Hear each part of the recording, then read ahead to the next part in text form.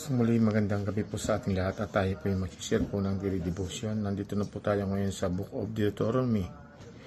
At ang aking pong i-share dito po sa chapter 1 verses 1 to 5 po.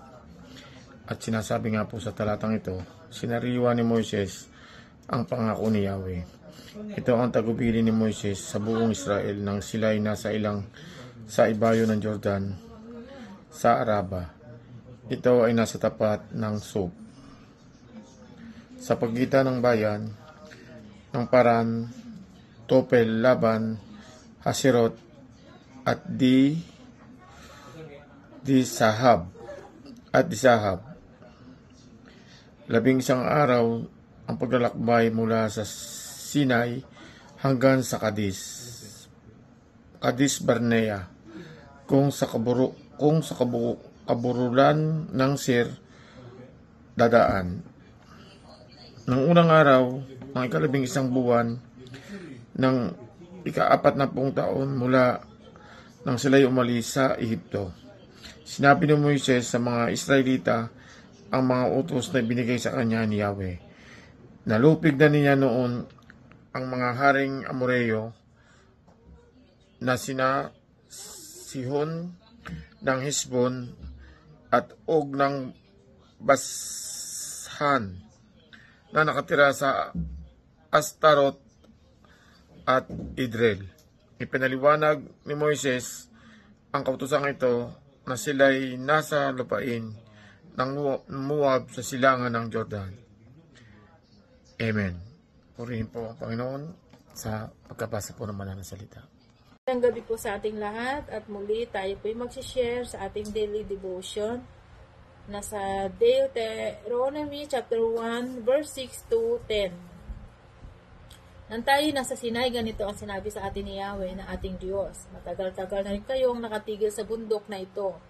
Magpatuloy na kayo ng paglalakbay papunta sa kaburulang tinitirahan ng mga Amoryo at sa mga karating na lugar sa Araba, sa kaburulan, kapatagan, sa katimugang disyerto at sa baybay dagat.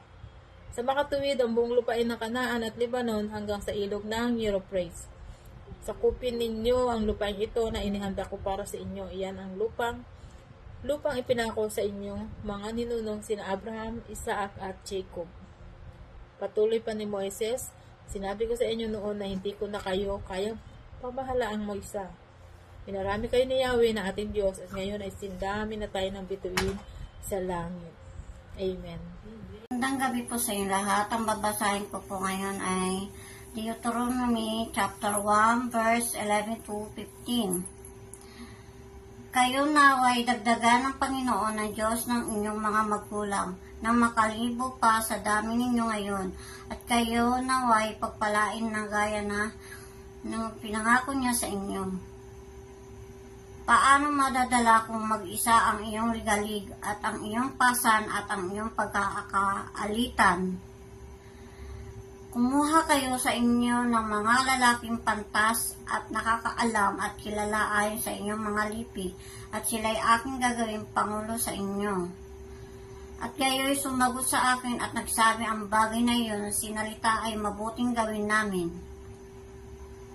Sa gayo'y kinuha ko sa inyo ang mga pangulo ng inyong mga lipi na mga taong pantas at kilala, at aking silang ginawang pangulo sa inyo na mga punong kawal ng libo-libo at mga punong kawal ng mga dadaan-daan at mga punong kawal ng mga 50-50, ang mga punong kawal ng mga 10-10 at mga pinuno ayon sa inyong mga lipi.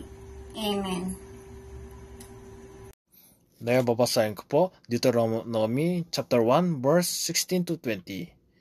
At aking pinagbilian ang inyong magahukom ng panahong yaon na sinasabi, inyong dingin ang mag-usap ng inyong mga kapatid, at inyong hatulan matuwid ang tao at ang kaniyang kapatid, at ang taga-ibang lupa na kasama niya. Huwag kayong magtatangi ng tao sa katulan, inyong didingin ang maliliit na gaya ng malaki. Huwag kayong matatakot sa mukha ng tao, sapagkat ang katulan ay sa Diyos. At ang usap na napakahirap sa inyo ay inyong dadalhin sa akin, at aking didingin.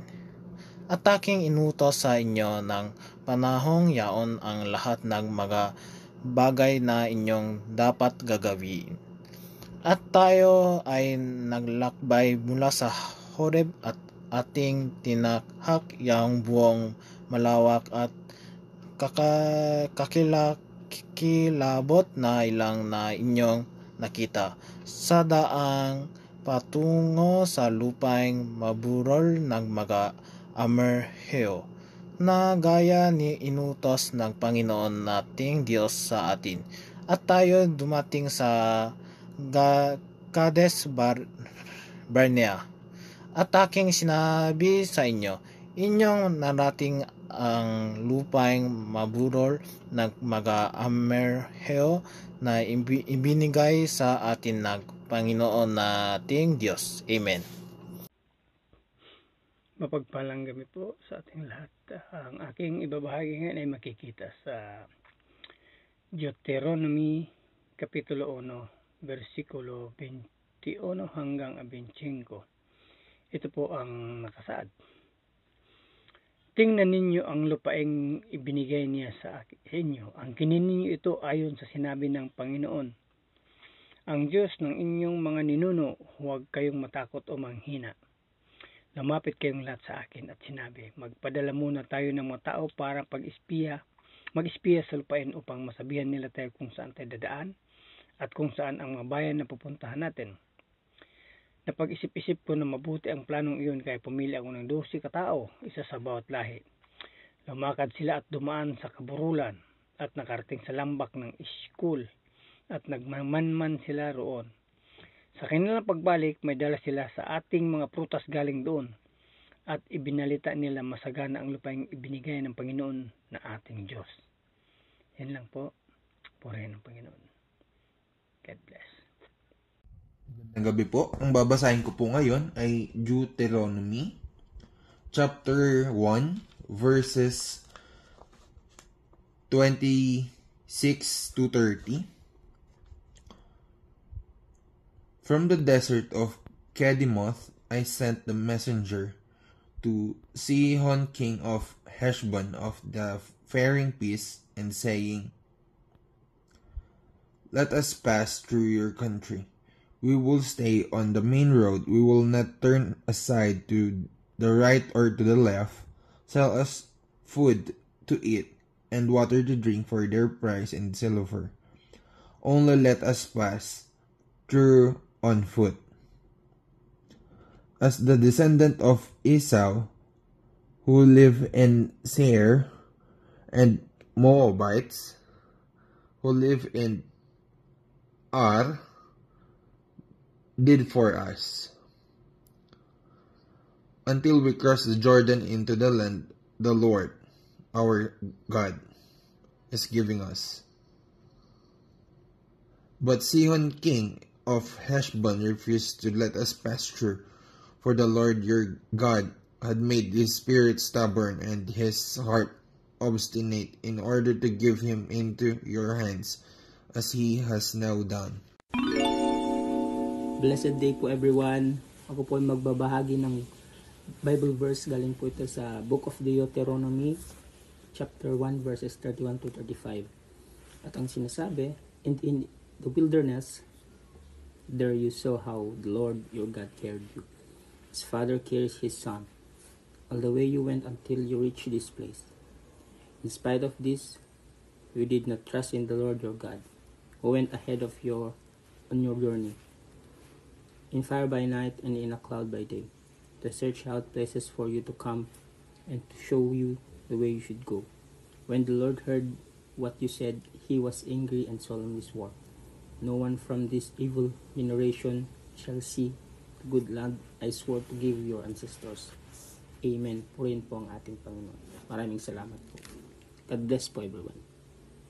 Po, magandang pagpapalang gabi po sa atin lahat, at ibabasa ko naman po si Ivan para po sa kanya ay sa Deuteronomy chapter 1 verses 36 to 40 matatagpuan. At ito pong sinasabi, except Caleb son of Jephunneh, he will see this land because he has followed the Lord completely. I will give to him and his descendants some of the very land he explored during his scouting mission. And the Lord was also angry with me because of you. He said to me, Moses, that even you will enter the promised land. Instead, your assistant Joshua, son of Nun, will lead the people into the land. Encourage him, for he will lead Israel as they take possession of it. I will give the land to your little ones, your innocent children. You were afraid they will be captured, but they will be the ones who occupy it.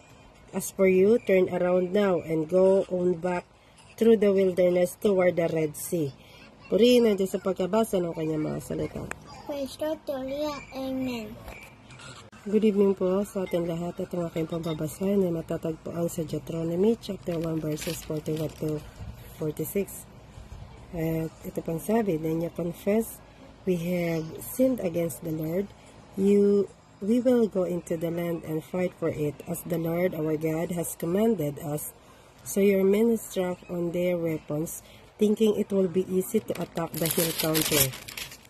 But the Lord told me to tell you, do not attack, for I am not with you. If you go ahead on your own, you will be crushed by your enemies. This is what I told you, but you will not listen instead. You again rebelled against the Lord's command and arrogantly went into the hill country to fight. But the Amorites who lived there came out against you like a swarm of bees. They chased and battered you all the way from Seir to Hormah.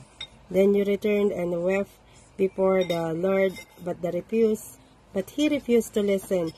So you stayed there at Kadesh for a long time. Purihin ang Diyos sa pagkabasa ng kanyang mga salita. Praise God, Hallelujah, Amen.